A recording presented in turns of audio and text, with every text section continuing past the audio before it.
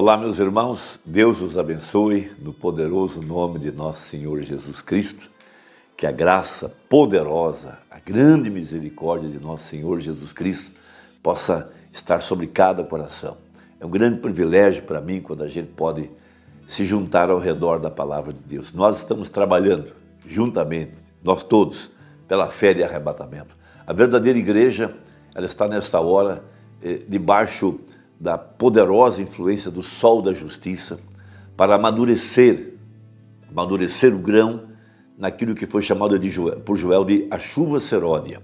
Essa chuva seródia é essa última chuva, ou é a segunda cavalgada na linguagem do profeta, é aquilo que está em Apocalipse 10, verso 8, que diz: e o anjo tornou a falar comigo. Ou seja, houve um grande período de silêncio, e depois então o Espírito Santo toma a palavra de Deus pregada pelo profeta e vivifica a palavra para que nossos corações venham a crer nela. Então, a palavra esteve o tempo todo pregada na mensagem, ele pregou, trouxe as duas chuvas, veja, com a mesma mensagem, uma na semeadura e outra para a colheita, e nós estamos agora desfrutando desta última chuva, que é chamada de a chuva seródia ou a chuva para o amadurecimento. E esse amadurecimento vem de permanecer em sua presença, veja, recebendo luz após luz, porque não há outra maneira de alcançar o amadurecimento, senão através da luz, da revelação da palavra, que vem através da mensagem. Veja, essa luz poderosa que está amadurecendo nossos corações para poder, passo a passo, receber em nossas almas o que já está pregado. Veja, tem que amadurecer muitas coisas que nós cremos hoje, os crentes do passado não conseguiriam crer. No tempo de Lutero não poderiam crer, no tempo de Wesley tampouco, na era pentecostal tampouco, porque precisava do amadurecimento. Como uma criança vai crescendo até tornar-se um adolescente, até chegar um homem maduro. Da mesma forma a igreja, ela está alcançando essa fé de arrebatamento à medida que se torna mais profunda, à medida que permite o Espírito Santo levá-la através dos átrios, através dessas portas secretas, até onde está a presença gloriosa da glória da Shekinah, debaixo da qual a igreja está recebendo essa poderosa influência, esse amadurecimento. Então, a carta gloriosa do Novo Testamento é a carta aos Efésios, pois ali contém poderosos ensinamentos profundos para trazer a igreja a essa condição de fé de arrebatamento. O grande mistério que envolve a nossa fé é saber de onde nós viemos, quem nós somos, para o que nós estamos aqui e para onde nós estamos indo. E a mensagem tem nos revelado que nós estávamos primeiro em seus pensamentos. Veja, eleitos desde antes da fundação do mundo. E essa igreja então foi expressada dentro de cada era que Deus pré-ordenou para receber e viver a mensagem para aquela era. E a mensagem pregada em cada era era a palavra falada, para manifestar a noiva, para manifestar a igreja que estava na mente de Deus e deveria ser manifestada em carne humana, para que, por conseguinte, pudesse ter comunhão com a palavra, comunhão com o Pai, essa comunhão com o Espírito Santo. E essa verdadeira igreja, ela está cumprindo o propósito para o qual Deus a predestinou. E ela está aqui, no tempo do fim, para viver de cada palavra que saiu da boca de Deus. Agora, uma coisa muito importante que Jesus disse: sem mim nada podeis fazer. Então a verdadeira igreja, a exemplo de São João 15, ela tem que estar ligada ao tronco, ligada ao corpo, ligada ao templo, veja, para poder receber a influência poderosa do Espírito Santo. Toda a vara, veja, que é cortada, ela seca, ela morre, porque não está conectada ao tronco, por conseguinte, recebendo a seiva. E a verdadeira igreja, ela se torna um corpo, e ela entra nesse corpo pelo batismo com o Espírito Santo. Isso é algo muito importante. Então fizeram uma pergunta ao profeta, na mensagem 5 identificações definidas da verdadeira igreja. 169. Agora, podemos entrar no céu sem estar na igreja? Claro, igreja é o corpo de Cristo, o tabernáculo, o tronco, né? Veja, responde o profeta, você não pode estar na igreja até que seja nascido de novo. E você não pode ir para o céu até que esteja nascido de novo. Veja, se você é nascido de novo, você está na igreja. Porque o que me põe na igreja é o novo nascimento. Como disse o profeta, eu não me juntei à família Brana, eu nasci nela. Seguindo, assim você não pode ir para o céu até que seja um membro dessa igreja. E você não pode ser um membro até que seja nascido de novo. Por isso Jesus disse, todos o que o Pai me deu, viram a mim, sendo ele a palavra. Então, ele toma a mensagem, toma a carta de Efésios, capítulo 1, a partir do versículo 3, e fala a respeito de nossa eleição antes da fundação do mundo, que ele nos predestinou, que nós estamos assentados em lugares celestiais. Veja, e ali está a grande revelação do mistério, Efésios 1, 9. Veja, que nós estávamos nele antes da fundação do mundo, e que há uma parte nossa lá em cima, chamada teofania, ou corpo, palavra, e que aqui na plenitude do tempo, essa teofania se juntará com o corpo físico para trazer o terceiro corpo, que é o corpo glorificado. Então nós estamos trabalhando por isso. Veja, essa é a grande verdade.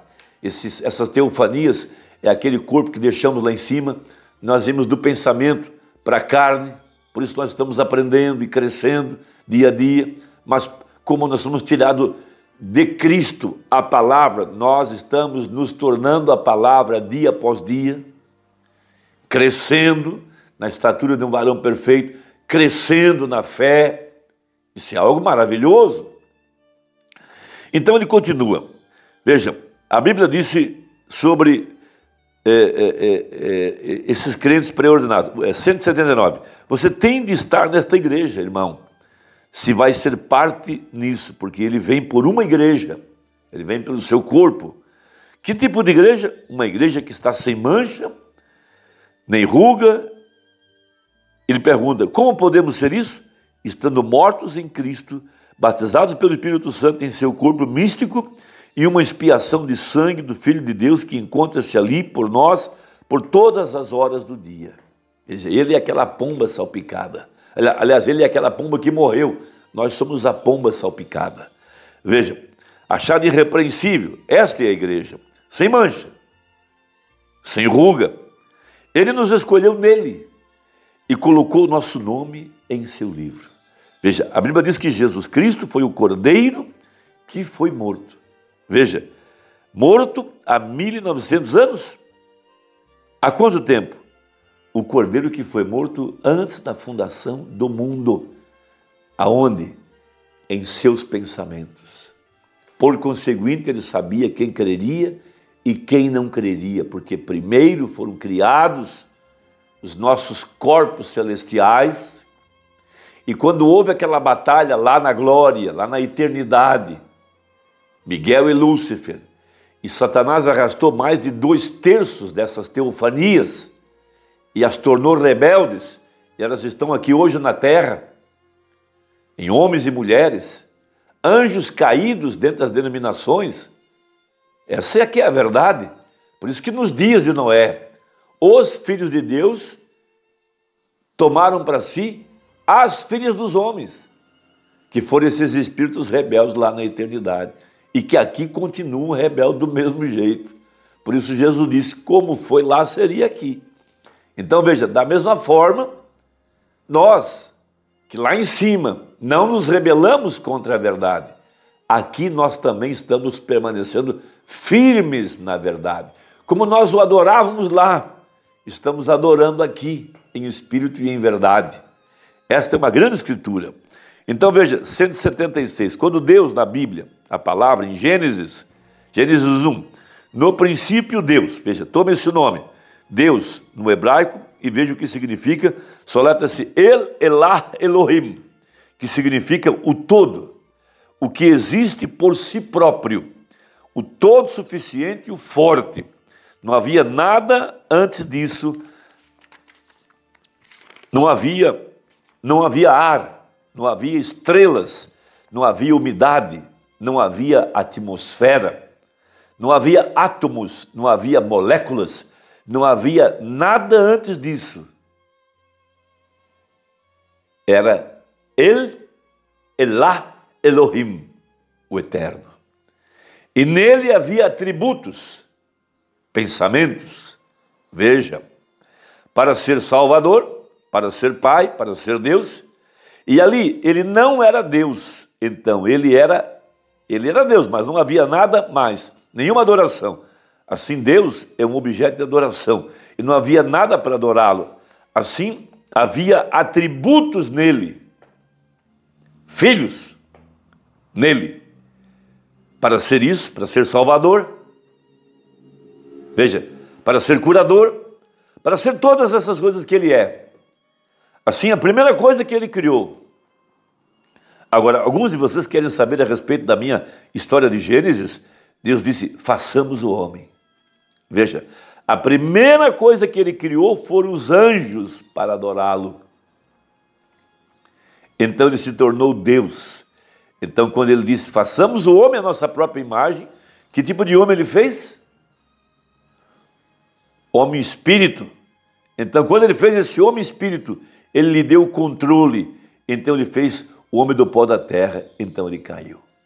Mas nossa primeira criação foi aquele homem espírito, nossa teofania, que o adorou na eternidade, porquanto nós éramos atributos em seus pensamentos. Veja, então quando ele fez esse homem, lhe deu o controle, então ele fez o homem do pó da terra, então ele caiu. Então ele se tornou um Salvador, um Deus, então um Salvador. O pecado trouxe enfermidade, então ele se tornou um curador, aleluia. Não há nada errado, ele sabia tudo acerca disso, antes mesmo que o mundo fosse formado. Ele sabia que teríamos essa reunião hoje à noite. E ele conheceu cada mosquito que alguma vez estaria na terra, e quanto sebo ele produziria, e quantas vezes ele piscaria os olhos. Ele é o Deus infinito, ele conhece todas as coisas. Amém. Você não está alegre esta noite de que seu nome esteja no livro? Por isso esse conhecimento, meu amado, deu origem àquele corinho. Eu amo,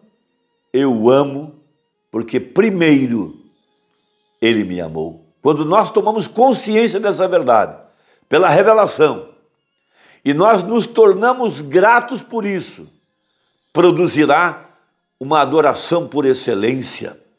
Veja, trará à igreja esse poderoso batismo com o Espírito Santo. Ela pegará fogo, disse o profeta, e isso a tirará da terra no arrebatamento. Considere isso, meu irmão. Deixe isso penetrar em sua alma. Algo que faz crescer na fé é a adoração que vem de um coração revelado, de um coração grato e que permanece em sua presença a fim de alcançar o amadurecimento.